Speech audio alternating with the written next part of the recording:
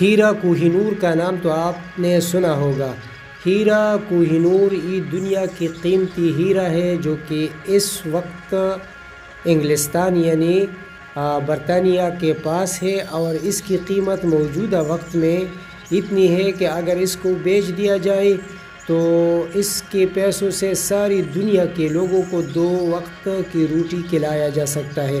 تو آپ خود سوچیں، ساری دنیا میں 6 ارب سے زیادہ لوگ ہیں، یعنی 600 کروڑ لوگوں کو اگر 2 وقت کی روٹی اس ہیرے کے بیچنے سے کھلایا جا سکتا ہے تو آپ اس کی قیمت معلوم کر سکتے ہیں کہ اس کی کتنی قیمت ہے۔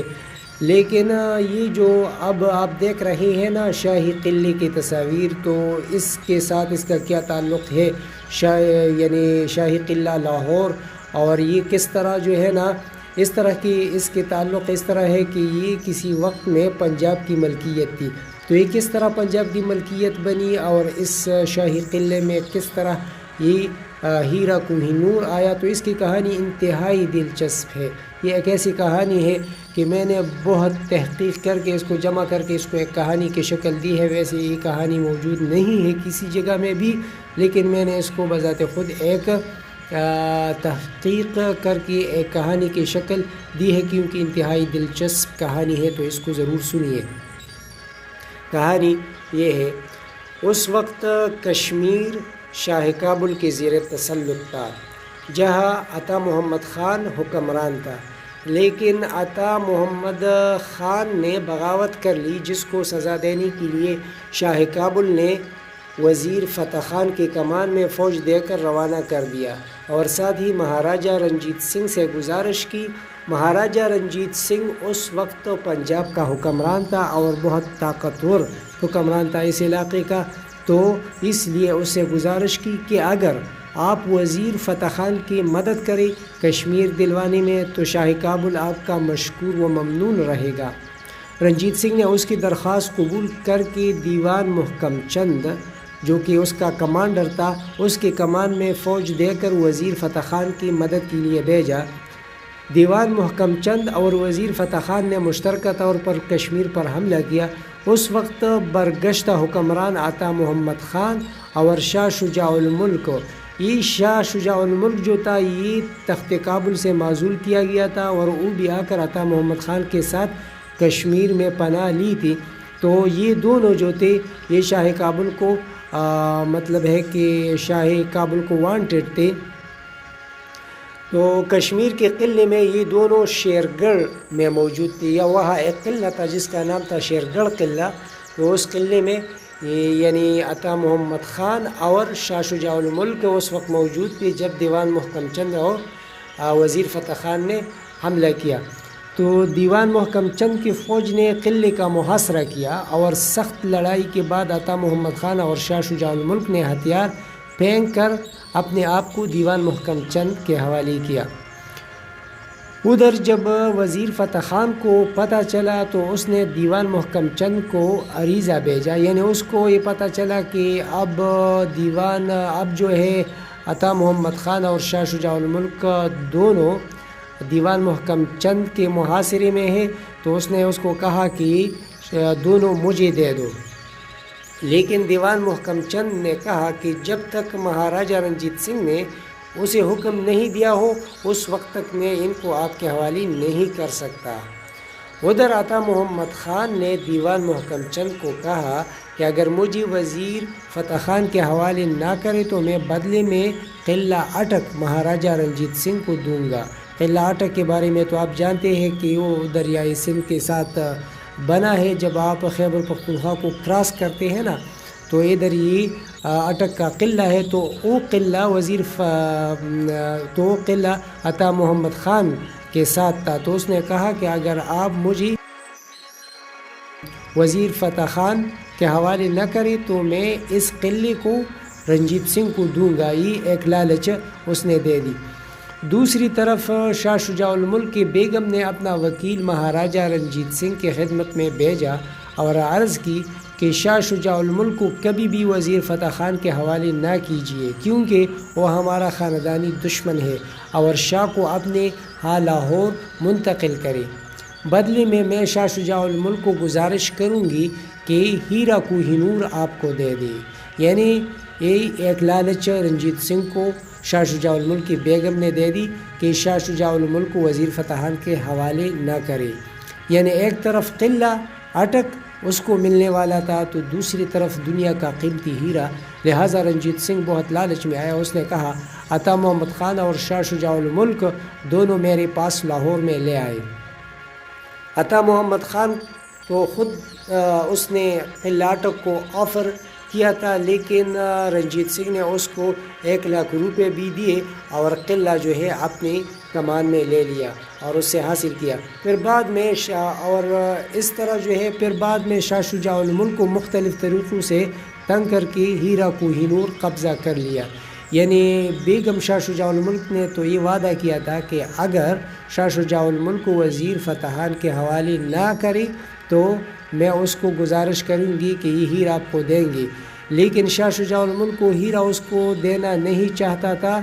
تاہم رنجیت سنگھ نے اس کو اتنا تنگ کر دیا کیونکہ وہ اس کے قبضے میں تھا، اور اس کو یہاں تک تنگ کر دیا تھا کہ اس کو 3 دن تک کھانا پینا بھی نہیں دیا تھا۔ تو آخر کار شاہ شجاع الملک کا تنگ آ کر اس نے وہ ہیرا رنجیت سنگھ کو دے دیا۔ تو اس طرح یہ جو ہیرا تھا یہ پنجاب کی ملکیت میں آیا، کیونکہ رنجیت سنگھ اس وقت پنجاب کا حکمران تھا۔ تو یہ اس طرح کی کہانی تھی۔ اب اس کہانی کے ایک اور رخ دیکھیں، ہیرا کوہ نور کیا ہے اور یہ کہاں سے آیا ہے اور اس کی قیمت کیوں ہے۔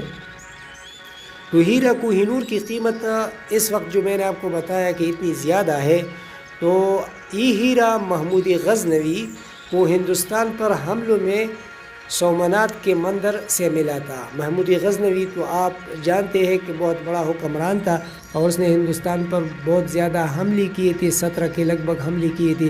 تو ایک حملے میں جب اس نے سومنات پر کر دیا ہندوستان میں تو اس کو یہ ہیرا ملا تھا، اور پھر یہ وقت کے ساتھ ساتھ یہ مختلف سلاطین کے ہاتھوں میں آیا۔ آخر کار یہ ابراہیم لودھی کے پاس آیا جو کہ ہندوستان کا سلطان تھا، اور اس سے 1526 میں ظہیر الدین بابر نے پانی پت کی لڑائی جیت کر اس کو حاصل کیا۔ شاہ جہان نے اس کو تخت طاؤس میں لگایا۔ یہ ایک بڑا ہیرا تھا، تو اس نے شاہ جہان جو تھا یعنی شہاب الدین محمد شاہ جہان جو کہ مغل حکمران تھا، تو اس نے اس کو تخت طاؤس میں لگایا۔ پھر نادر شاہ نے 1739 عیسوی میں ہندوستان پر حملہ کیا۔ اس وقت مغل حکمرانوں کا ایک نااہل حکمران محمد شاہ رنگیلا حکمران تھا، وہ ہندوستان کا دفاع نہ کر سکا، اور نادر شاہ نے دہلی میں قتل و غارت گری کے بعد ہیرا کوہ نور بھی ساتھ لے گیا۔ اب اس کو انعام بھی نادر شاہ نے دی، کیونکہ جب اس نے اس ہیرو کو دیکھا تو اس نے فوراً بولا کوہ نور یعنی روشنی کے پہاڑ۔ اس سے پہلے اس کا کوئی نام نہیں تھا، بس ویسے لوگ اس کو ہیرا کہا کرتے تھے، لیکن یہ نام ہیرا کوہ نور یہ نام نادر شاہ نے اس کو دے دیا۔ 1830 عیسوی تک یہ سلطنت افغانستان کی ملکیت تھی، لیکن اس کے بعد شاہ شجاع الملک کو افغانستان سے بے دخل کر دیا، جس نے اس ہیرے کو ساتھ لے کر پہلا کشمیر گیا اور وہاں سے رنجیت سنگھ کے زیر دست آیا، اور رنجیت سنگھ نے اس سے ہی ہیرا لے لیا، جیسا کہ میں نے آپ کو کہانی میں سنایا اس طرح۔ 1848 عیسوی میں انگریزوں نے پنجاب پر قبضہ کر کے اس ہیرے کو اپنے قبضے میں لے کر انگلستان روانہ کیا، جہاں اسے تاج برطانیہ کا زینت بنایا گیا، اور پھر اس کو ٹاور آف لندن میں محفوظ کرایا گیا۔ اس کی وزن اس وقت جو ہے 21 گرام ہے، اور یہ برطانیہ کی ملکیت ہے۔ اب اس ہیرے کے ایک اور انتہائی آپ کہہ سکتے ہیں کہ انتہائی منحوس پہلو اس کے میں آپ کو بتاتا ہوں کہ یہ ہیرا بہت قیمتی ہے، لیکن یہ ایک منحوس اور بدشگون قسم کے ہیرا بھی ہے، کیونکہ یہ کس کے پاس بھی آیا ہے اس کو ذلت اور رسوائی سے دوچار کیا ہے۔ تو اس طرح اس کی کہانی بدقسمتی کی یہ ہے، یہ ایک بدقسمت ہیرا ہے، جس کے پاس بھی آیا اس کو عروج سے زوال کی طرف لایا۔ جب لودھی خاندان اس کے پاس تھا تو لودھی خاندان نے مغل کے ہاتھوں شکست کھائی اور ان کی حکمرانی ہمیشہ کے لیے ختم ہوئی۔ مغل حکمران بھی آخر ذلت کی طرف گئے اور یہ ہیرا نادر شاہ کے پاس گیا، وہاں بھی اس نے اس خاندان کو ذلت و رسوائی سے روشناس کرایا۔ یہ رنجیت سنگھ کے ہاتھ لگ گیا، اس کو ہاتھ لگنے کے بعد سکھوں کی بھی حکومت سے ہاتھ دھونا پڑا اور یہ انگریزوں کے پاس آیا، جس نے آخر کار انگریزوں کی دنیا پر حکمرانی ختم کی اور فی الوقت یہ ان کے پاس ہے۔ یعنی یہ ایک قیمتی ہیرا ہے، لیکن یہ جس حکمران کے پاس اور جس حکومت کے آیا ہے تو اس کا جو ہے نا بوریا بستر اس کو لپیٹ کر دیا گیا ہے۔ اور آپ جانتے ہیں کہ انگریز ساری دنیا پر حکومت کرتے تھے، یہ ہیرا ان کے پاس آیا اور ان کی حکومت اب اپنی جزیرے تک محدود رہی۔ تو کیسی کہانی تھی؟ اگر آپ کو پسند آئی ہو تو آپ ضرور اپنی کمنٹ کی اظہار کریں، کمنٹ میں اپنے خیالات کا اظہار ضرور کیجئے اس میں۔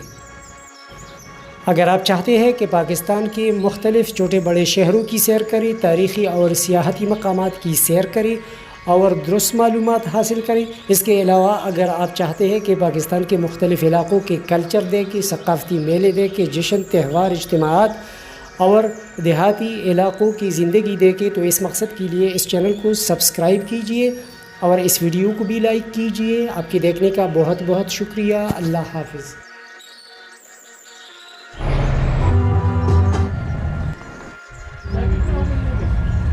یہ دیکھیں، یہ چوبر